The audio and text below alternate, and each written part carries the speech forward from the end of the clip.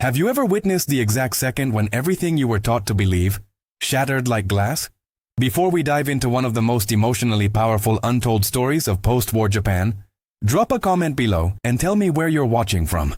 This story will change how you see humanity forever. August 1945. The world had just witnessed the unthinkable. 2 cities reduced to shadows and ash. An empire that believed itself invincible now knelt in the rubble of its own certainty. But what happened next, in the quiet weeks and months after the surrender, has been buried beneath decades of official history and political narrative. What I'm about to share with you isn't just a story about occupation.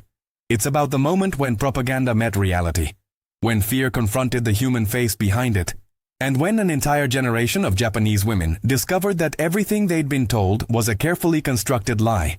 This is the story of Keiko Yamamoto, a 29-year-old widow and schoolteacher in the devastated port city of Kure. This is the story of Captain James Morrison, a working-class Scottish officer who never wanted to be anyone's conqueror. And this is the story of how a chance encounter between 2 broken souls on opposite sides of history became the catalyst for something no military strategist had planned for. A silent revolution of understanding that would ripple through an entire community, challenging not just the prejudices of war, but the very foundations of identity, dignity, and what it means to be truly human. Keiko stood among the ruins of what had once been her school, her hands rough from weeks of clearing debris. Her husband Hiroshi had died 2 years earlier, not in glorious battle as the Imperial Army had promised, but from starvation and disease in a jungle somewhere in the Philippines. She'd received 1 letter, 3 sentences long, before the silence swallowed him forever. Now she lived with her elderly mother-in-law and 8-year-old daughter Yuki in a house with no roof on one side, covered by salvaged tin sheets that sang mournfully when the wind blew through them. The instructions from the remaining local authorities had been clear and terrifying. "The foreign soldiers are coming. Lock your doors. Hide your daughters. These beasts know no honor, no mercy. They will defile everything sacred to our people." Keiko's mother-in-law had wept openly, pulling Yuki close. Her weathered face collapsed in fear. Throughout their neighborhood, a maze of partially standing wooden structures and improvised shelters, families whispered the same dread. The propaganda newspapers and radio broadcasts had spent years building an image of the Western enemy as something barely human. Towering, savage creatures with cruel eyes and violent appetites, demons from a barbaric world beyond comprehension. But Keiko possessed something dangerous in those days, a mind that questioned. She'd been educated during a brief window, before the military tightened its grip on women's schools. She'd read Natsume Soseki, had glimpsed translated fragments of Tolstoy before such books were burned. She'd learned to see the cracks in official narratives, though she'd never spoken this heresy aloud, not even to Hiroshi. Now, standing in the ruins with nowhere left to hide and nothing left to lose, she made a decision that would scandalize her entire community. When the British occupation forces rolled into Kure on that gray September morning, Keiko did not hide. She stood in the street with a small group of other women, mostly widows and elderly, those who decided that survival required facing reality, and watched them come. The silence was absolute. Even the wind seemed to hold its breath. And then they appeared around the corner. The tallest men Keiko had ever seen.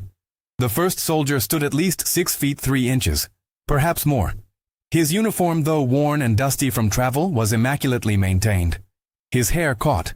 What little sunlight pierced the clouds, a shade of gold that simply didn't exist in any Japanese person she'd ever known. Behind him walked others, a diverse column of men from across the British Empire. Scots with red hair and freckled skin, Sikhs with magnificent turbans, Indians with deep brown complexions, Africans, Australians, men from Jamaica with musical accents she would later struggle to comprehend. But it was their faces that struck her first. These were not the faces of demons. They were exhausted. Their eyes, blue, green, brown, hazel, carried the same haunted distance she'd seen in Hiroshi's face during his last leave, that 1,000-yard stare of men who'd witnessed too much death. Some were barely older than boys. One soldier, tall and gangly with prominent ears, couldn't have been more than 19, and he looked around at the devastation with an expression of such profound sadness that Keiko felt something crack open in her chest. "They look nothing like the monsters we imagined," whispered Mrs. Tanaka beside her, a 70-year-old grandmother who'd lost 3 sons to the war. Her voice trembled with something between relief and horror at her own decades of indoctrination. The commanding officer, Captain James Morrison, though Keiko wouldn't learn his name until later, raised his hand and the column halted. He was not the tallest among them, perhaps 6 feet exactly, with dark hair beginning to gray at the temples, despite appearing only in his mid-30s. His face was angular, weather-beaten, with deep lines around intelligent gray eyes that seemed to take in everything at once. When he spoke, his voice carried clearly through the silence, translated haltingly by a Japanese-American interpreter who'd accompanied the forces. "We are here under orders of the Occupation Authority.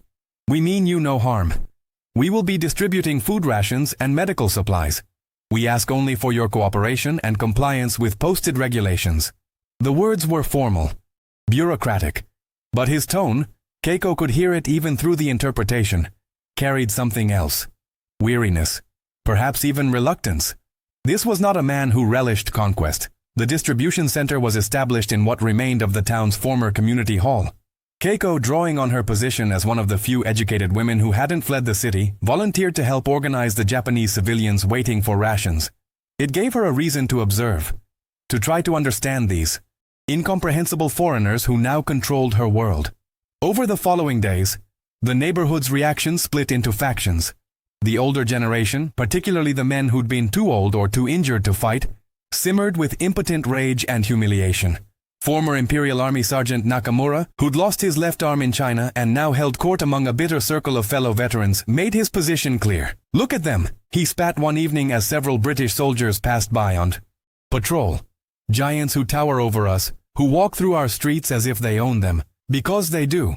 Because we were beaten. Because we are now a nation of the conquered, small and powerless. They mock us with their very presence. They look at our women with their hungry eyes. They laugh at how we've fallen." Keiko happened to be walking past with Yuki when Nakamura unleashed this tirade. His voice, amplified by sake and shame, carried across the evening air. Several soldiers in the patrol group glanced over, understanding the tone if not the words. Keiko saw Captain Morrison among them. His jaw tightened, but he simply nodded to his men to continue walking, refusing to be provoked. But Nakamura wasn't finished. Over the subsequent weeks he became increasingly vocal, gathering others who shared his worldview. "The British think they're superior," he declared at neighborhood meetings. "They hand us food as if we're beggars, as if we should be grateful to the very devils who firebombed our cities. They parade their height, their foreignness, their victory. Every smile they offer is condescension. Every act of kindness is humiliation wrapped in false compassion." His words found fertile ground. Mrs. Sato, a middle-aged woman whose son had died at Okinawa, took up the refrain. "Have you seen how the young women look at them, fascinated like children with exotic animals? It's disgraceful. We're forgetting who we are, forgetting our sons and husbands who died fighting these people. The women who work at the distribution center, like that teacher Keiko, they're collaborators, betraying everything sacred." The accusation stung because Keiko knew there was truth in the observation, if not the interpretation. She had noticed how many young women found reasons to walk past the British encampment, how they whispered and giggled behind their hands about the soldiers' height, their strange colored eyes, their deep voices. Some of this was indeed fascination, the human response to encountering something utterly foreign after years of isolation. But Keiko also recognized something else in these whispers, the slow awakening of a generation who'd been lied to about the fundamental nature of the world beyond their shores. The tension came to a head on a cold October morning at the distribution center. Keiko was helping organize a delivery of winter clothing when Nakamura arrived with a delegation of angry veterans and conservative community members, perhaps 20 people in total, their faces set in righteous indignation. "We demand to speak with the commanding officer," Nakamura announced loudly in Japanese, his voice designed to carry to the assembled crowd of civilians waiting for rations. "We will not continue to accept this humiliation in silence." Captain Morrison emerged from the administrative office, his translator hurrying to keep pace. The contrast was immediate and visceral. Morrison standing tall and composed in his crisp uniform, Nakamura shorter, his empty left sleeve pinned to his jacket, his face flushed with rage and wounded pride. The crowd fell silent, sensing drama. "You requested to speak with me?" Morrison's tone was even, professional, but Keiko detected a wariness in his eyes. He'd obviously dealt with situations like this before. Nakamura didn't wait for the translation to finish. "You British think you're gods among us, don't you?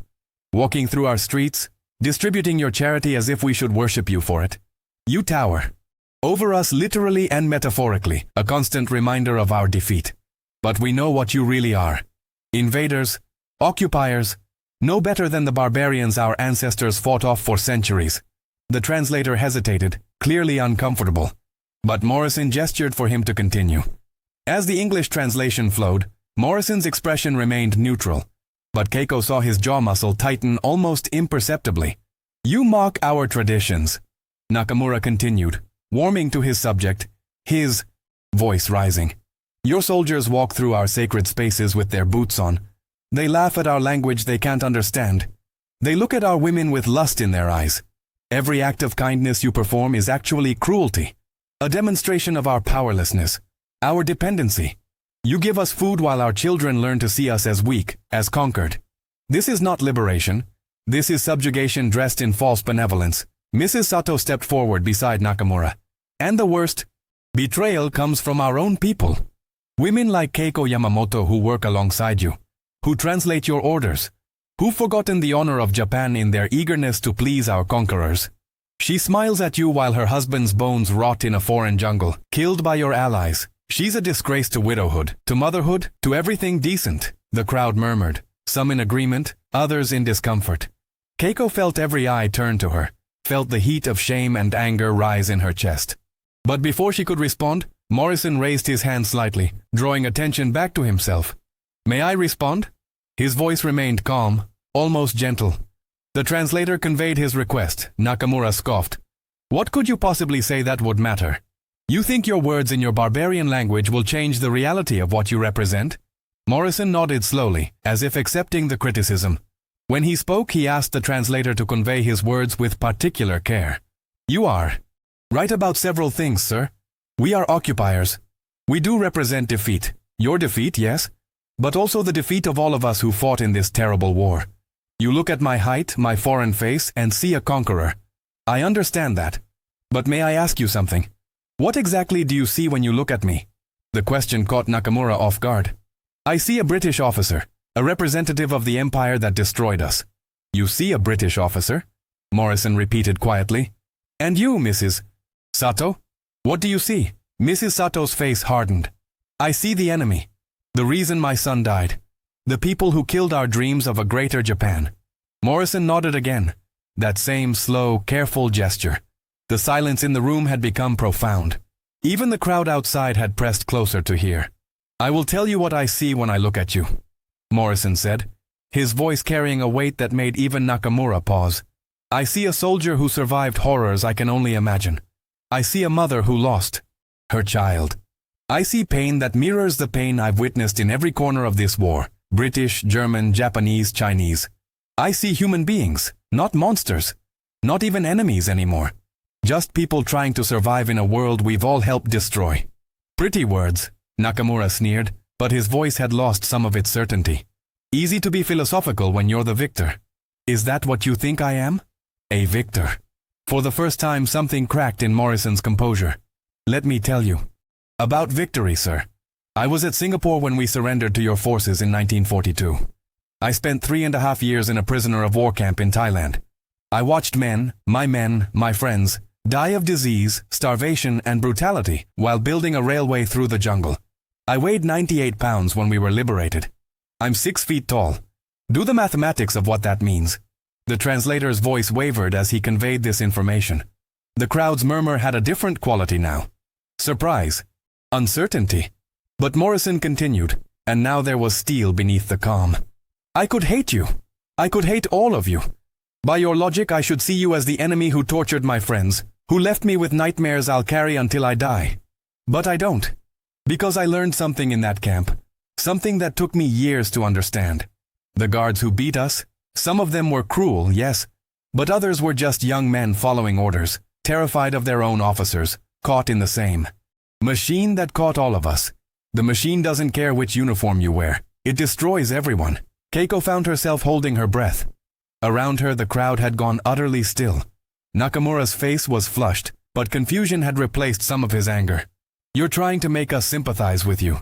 This is manipulation. No, Morrison said quietly. I'm trying to tell you that I understand. I understand humiliation. I understand what it feels like to be powerless, To be at the mercy of foreign soldiers. To wonder if you'll survive another day. I understand rage at injustice. But I also understand that rage won't rebuild your schools. It won't feed your children. It won't bring back the dead, yours or mine. Mrs. Sato's eyes were glistening. My son was 19, she whispered. He'd never left our prefecture before they sent him to war. Morrison's face softened impossibly. My youngest brother was 19 when he died at El Alamein. He wanted to be a teacher. He'd never fired a gun before the war. The silence now was different, not hostile but charged with a fragile understanding that could shatter at any moment. It was Keiko who found her voice. She stepped forward, her heart pounding, knowing she was crossing a line from which there would be no return. May I speak? She directed the question to both Morrison and Nakamura, acknowledging both authorities. Nakamura glared at her. The collaborator wants to defend her new masters. No, Keiko said firmly. I want to tell the truth. Something I haven't told anyone, not even my mother-in-law. She took a breath, feeling Yuki's hand slip into hers. When had her daughter joined her? And drawing strength from that small touch. When my husband Hiroshi came home on his last leave, 3 months before he shipped out to the Philippines, he was different, quiet. He would wake up at night trembling. One night I found him crying on our porch, and he told me something he made me swear never to repeat. He told me about what happened in a Chinese village his unit passed through. He told me about orders he couldn't refuse. About things he witnessed, things he participated in because refusing meant death or disgrace. He told me he couldn't recognize himself anymore. Her voice trembled but held. He said, Keiko, we're told the Chinese are less than human. That cruelty is strength. That mercy is weakness. But I saw a mother holding her child, and she looked exactly like you holding Yuki. She looked at me with the same terror I'd see in your eyes if our positions were reversed. And I knew in that moment that everything they told us was a lie. But knowing didn't save her. Knowing didn't save me. Tears were streaming down her face now, but she continued. Hiroshi died believing he'd become a monster. He died carrying shame that wasn't his to carry.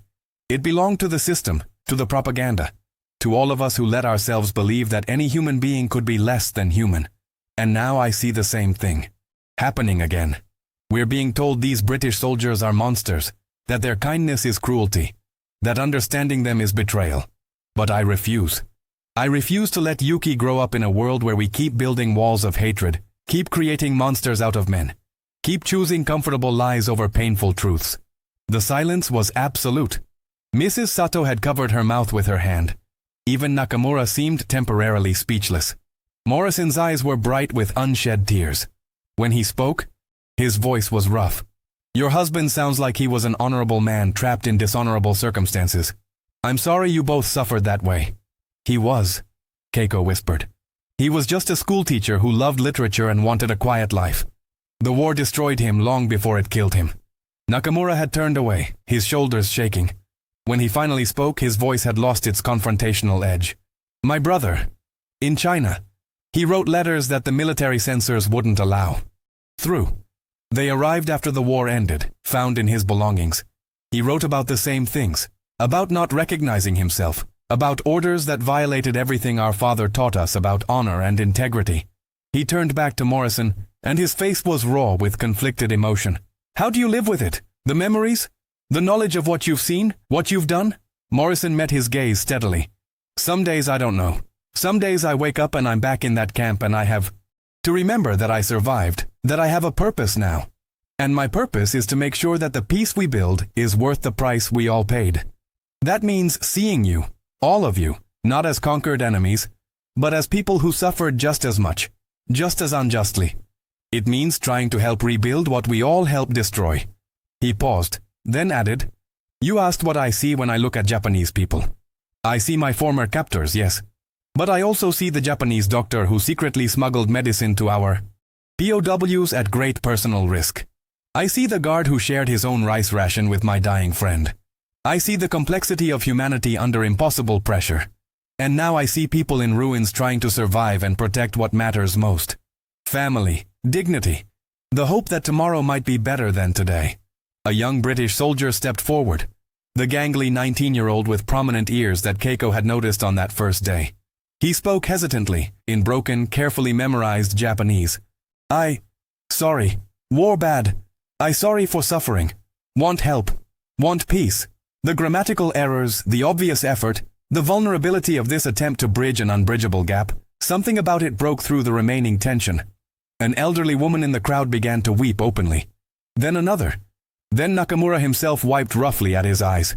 Mrs. Sato approached Keiko, her face crumbling. I'm sorry. I'm so sorry. I was wrong to accuse you. I needed someone to blame. Something to hate. Because if I don't hate someone for Taro's death, then he just died for nothing. For a lie. And I can't. Keiko embraced her, and they wept together while the crowd watched. The walls that propaganda and fear had built were crumbling, not through force but through the simple, devastating power of shared grief and shared humanity. Morrison addressed Nakamura directly. Sir, I can't give you back your arm. I can't undo your suffering or restore what the war took from you. But I can offer you something. We need cultural liaison officers, Japanese veterans who can help us understand local concerns, who can help us avoid accidentally disrespecting traditions we don't understand. It's a position of genuine authority and respect. Would you consider it? Nakamura stared at him, stunned. You're offering me work? Authority? After I just publicly denounced you?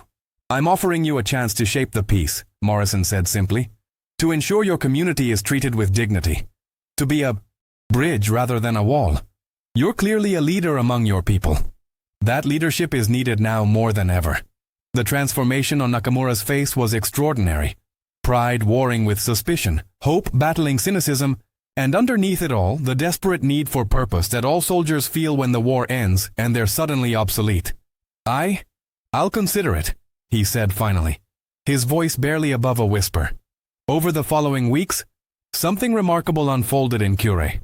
Nakamura did accept Morrison's offer, and his influence began to shift community sentiment. The initial terror and hostility gave way to cautious interaction, then to tentative cooperation, and finally to genuine collaboration. The British soldiers, for their part, showed themselves to be not conquerors but exhausted men grateful for peace, respectful of local customs once they understood them, and often surprisingly kind. The young soldier with the prominent ears, Private Tommy Henderson from Leeds, became a fixture at the community center, using his off-duty hours to help repair the school where Keiko taught. His height made him particularly useful for roof repairs. He'd work alongside elderly Japanese carpenters, communicating through gestures and broken phrases, and his infectious laugh became a familiar sound in the neighborhood. Keiko continued her work as liaison, but now with the community's support rather than their suspicion. She began offering English lessons in the evenings, practical phrases for trade and communication. The classes were packed, mostly with women and young people eager to understand this new world they'd been thrust into. One evening, as she was closing up the classroom, Captain Morrison appeared at the door. He'd removed his cap, holding it somewhat nervously. Mrs. Yamamoto, might I have a moment of your time? They walked through the twilight streets, maintaining a respectful distance. Morrison spoke carefully, as if choosing each word with precision. I wanted to thank you. What you said that day about your husband. That took extraordinary courage. It changed everything. You gave people permission to be honest about their pain instead of hiding behind hatred. Keiko smiled sadly. I simply told the truth that Hiroshi died for. He wouldn't want his suffering to be used to perpetuate more suffering. You remind me of someone, Morrison said quietly. My wife, Catherine. She died in the London bombings in 1941. She was a nurse. The hospital took a direct hit. He paused, his voice thickening. She believed exactly what you just said, that the only way to honor suffering is to prevent more of it. She would have liked you very much. They walked in silence for a moment, two widows of war finding unexpected solace in shared loss. Captain Morrison, Keiko said finally, may I ask you something? Why did you really come here? To Japan? After what you suffered in the camps, you could have requested assignment anywhere else. Why face the people? Who destroyed me? He finished the thought she couldn't. Because hatred is exhausting. Because I watched what it did to some of my fellow POWs, the ones who let rage consume them until they became as cruel as the cruelest guards. I didn't want to become that. And because, he hesitated, then continued. Because Catherine made me promise. Before the war, before everything, when it was just threats and fear, she made me promise that if I survived, I would choose understanding over vengeance. She said that wars end when armies stop fighting. But peace only begins when people start seeing each other again. Keiko felt tears on her face. Your wife was a wise woman. So are you, Mrs. Yamamoto. The months passed. Winter came, harsh and cold, but the British supplies helped people survive. Spring arrived, and with it, the first shoots of real reconstruction. The school was rebuilt, the community center expanded. Nakamura proved to be an exceptional liaison officer, his intimate knowledge of local hierarchies and concerns making him invaluable. His transformation from bitter veteran to bridge builder became a model for others. But the most remarkable transformation happened gradually in the hearts of ordinary people. The initial fascination with the soldiers' height, their foreign features, their strangeness, it evolved into something deeper. The women who'd whispered about these exotic giants began to see them as individuals. Private Henderson, who'd helped rebuild their school. Sergeant Williams, who'd organized football matches between British and Japanese children, who'd learned to referee by Japanese rules he didn't understand just to make it fair. Captain Morrison, whose quiet dignity and obvious pain mirrored their own. One afternoon in early summer, Keiko's mother-in-law asked if she could meet Captain Morrison. The request stunned Keiko. This woman who'd wept in terror when the occupation began, who'd called the British demons and worse. The meeting was arranged at the Yamamoto home. Morrison arrived in civilian clothes at Keiko's request, looking somehow more vulnerable without his uniform. He brought tea, proper British tea, as a gift, which he presented with a formal bow that made Keiko's mother-in-law's eyes widen. Through Keiko's translation, the older woman spoke. Captain Morrison, I wish to meet you because I owe you an apology. When you arrived, I taught my granddaughter to hate you. I told her you were a monster. I realize now that I was teaching her the same lies that took my son from me, that destroyed my daughter-in-law's husband. I was passing on the poison. I'm sorry. Morrison's eyes glistened. There's nothing to forgive. You were protecting your family the only way you knew how. No, she insisted firmly. There is much to forgive. And I needed to look you in the eye and see that you're just a man. A man who suffered. A man who's trying to do better. I needed to stop seeing a uniform and start seeing a person. Because if an old woman like me can't learn that lesson, what hope does the next generation have?